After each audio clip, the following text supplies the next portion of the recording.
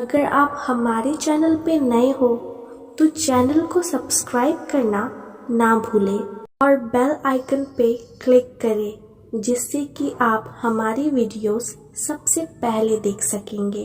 कई साल पहले की बात है, मैं जोधपुर के छोटे से गांव में प्राइमरी स्कूल में अध्यापक का काम करता था। मेरे साथ उसी स्कूल में 5 अध्यापक और थे। उन लोगों की शादी हो चुकी थी और उनका अपना अपना परिवार था और मैं कुंवारा था। मेरी शादी नहीं हुई थी। सब लोग गांव में मकान भाड़े से लेकर रहते थे और मैं स्कूल के पास ही एक अलग छोटा सा कमरा बना हुआ था जिसमें मैं अकेले ही रहता था। स्कूल के चारों ओर खेत और झाड़ियाँ थी। स्कूल गांव से थोड़ी दूरी पे था।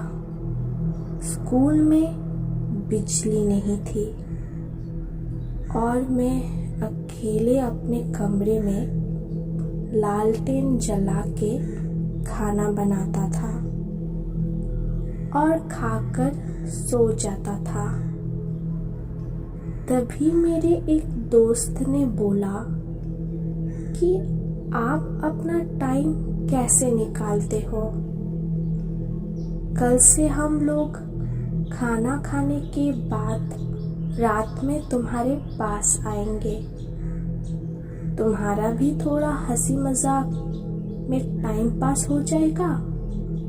दूसरे दिन स्कूल में छुट्टी होने के बाद घर पर जाकर खाना वाना खा के अपने कहे अनुसार मेरे सारे मित्र रात को 10 बजे मेरे घर पर आए और हम लोग बातें करने लगे। थोड़ी रात बीत गई।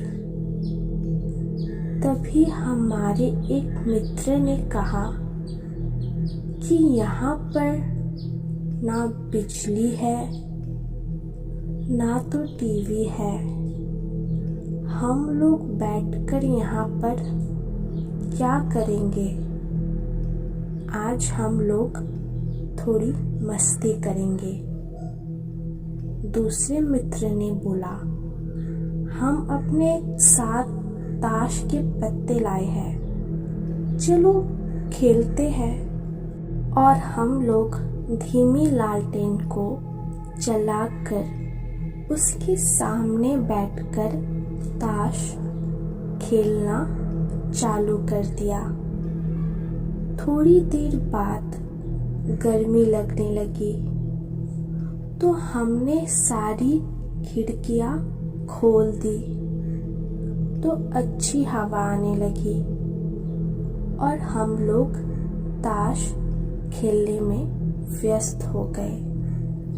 तभी हमारे तीसरे मित्र ने बोला कि हमारे पास बीड़ी और माचिस भी है, बोलो तो बीड़ी सुलगाए हम लोग।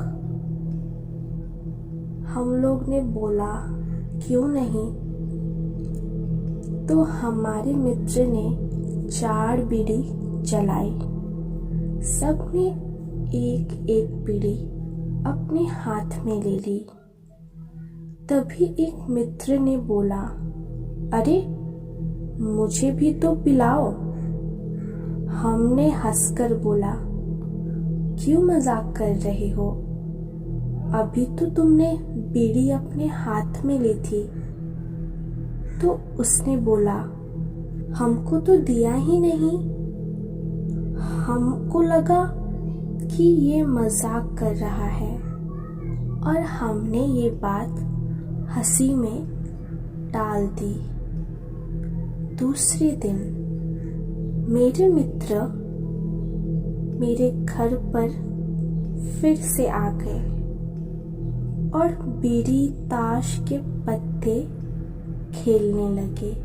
ये सिलसिला देर रात तक चलता रहा। तभी मुझे लगा कि खिड़की से कोई लंबा सा हाथ अंदर आया और मेरी बीड़ी लेकर चला गया। तब तो मानो मेरी होश उड़ गए, लेकिन उसका चेहरा हमें दिखाई नहीं दिया क्योंकि बाहर अंधेरा था और अंदर लालटेन धीमी जल रही थी। ये घटना 4-5 दिन तक मेरे साथ होती रही। तो मैंने छठे दिन जब सवेरे मेरे मित्र लोग स्कूल में पढ़ाने आए, तब मैंने ये बात सबको बताई।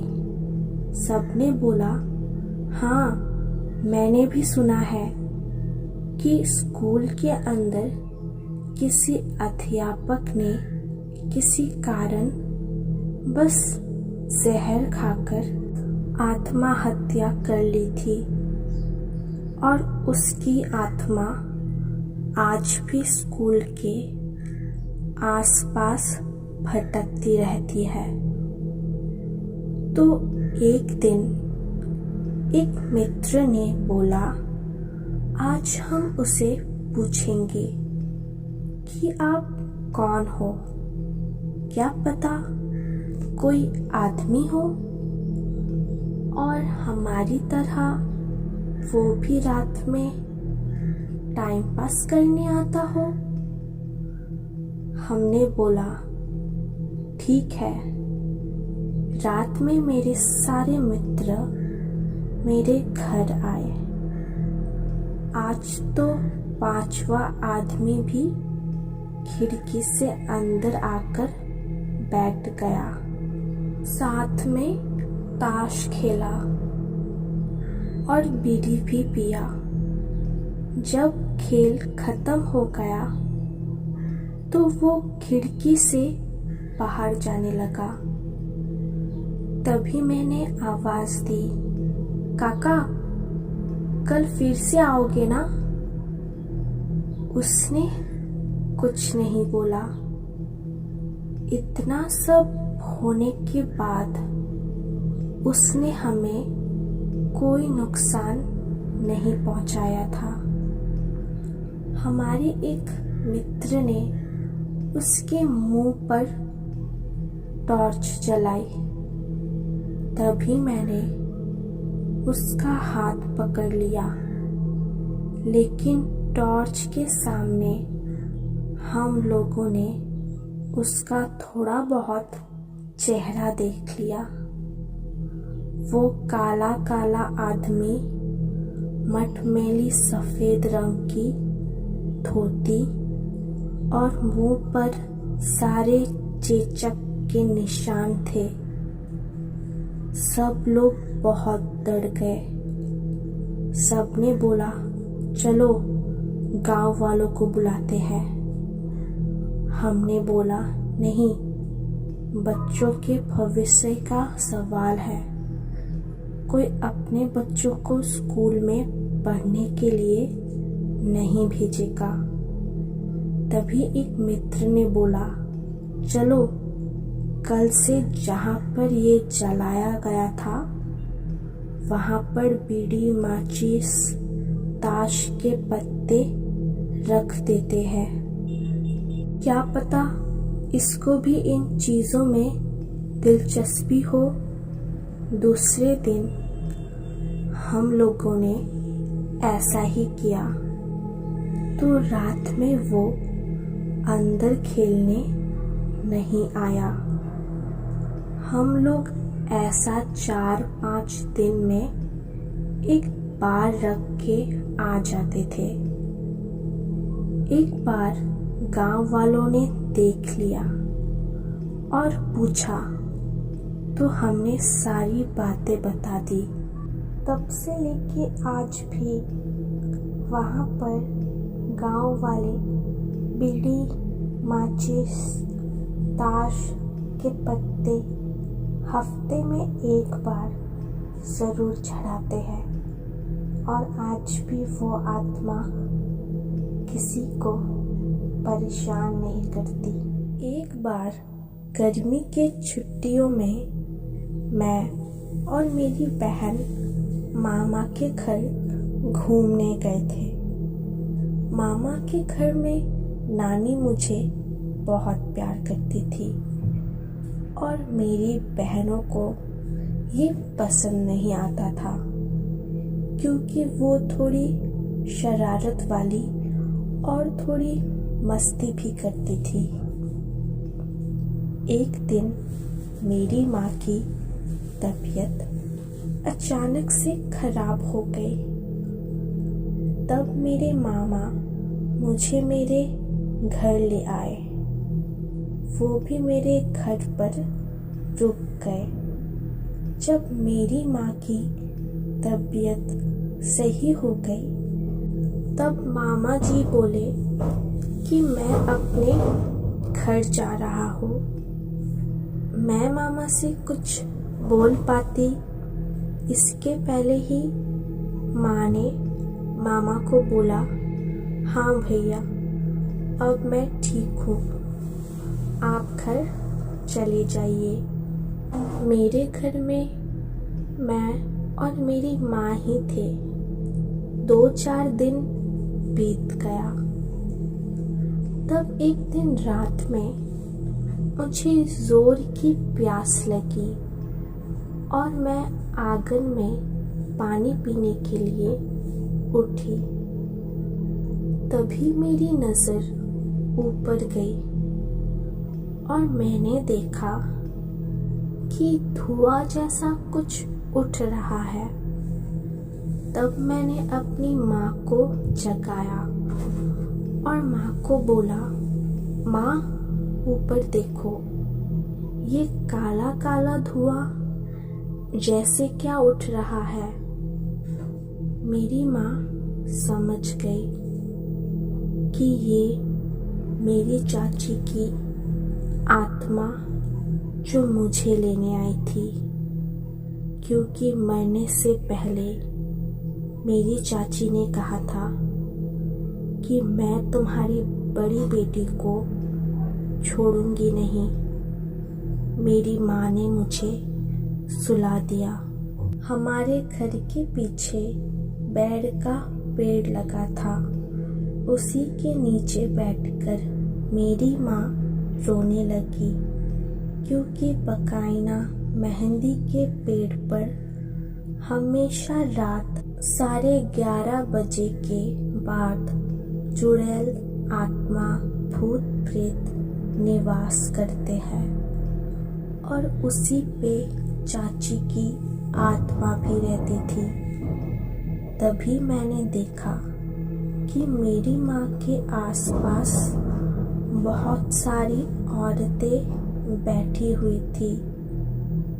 मेरे दिमाग में कुछ ना सूझ रहा था।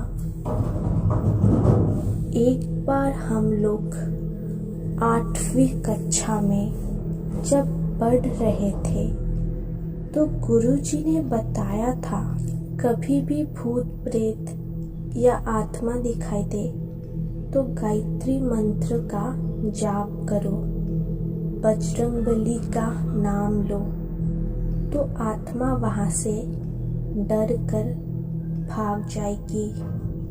उस वक्त ये बात मुझे याद आई और मैंने वैसे ही किया जैसे गुरुजी ने बताया था। और फिर मेरी माँ के सामने से वो सारी औरतें गायब हो गई। फिर मैं माँ को अंदर लेके आ गई।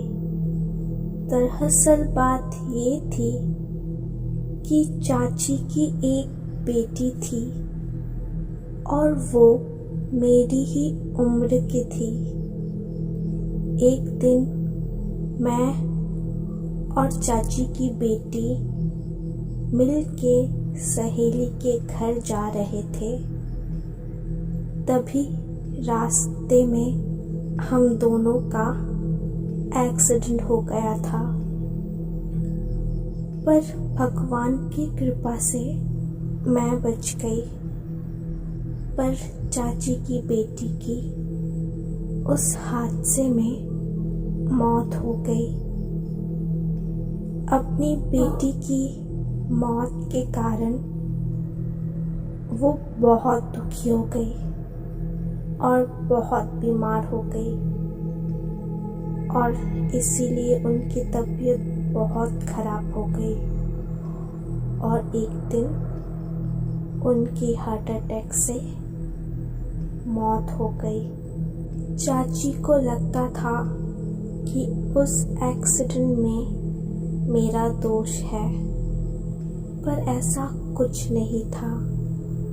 इसीलिए मरने से पहले वो ये बोल के मरी कि वो एक दिन आएंगे और मुझे उनके साथ ले जाएंगे। इसी बात से मेरी माँ बहुत डरती थी। फिर माँ ने मुझे मामा के घर भेज दिया, क्योंकि माँ को लगता था वहाँ तक मेरी चाची की आत्मा नहीं पहुँच पाएगी। उन्हें लगता था कि मैं मामा के घर सुरक्षित हूँ। एक दिन मामा काम से बाहर गए थे और मामी अकेली हो गई। मामी ने मुझसे कहा कि मैं उनके साथ सो जाऊं। मामा के कमरे के सामने एक बकाने का पेड़ था और मैं मामी के साथ सो गई।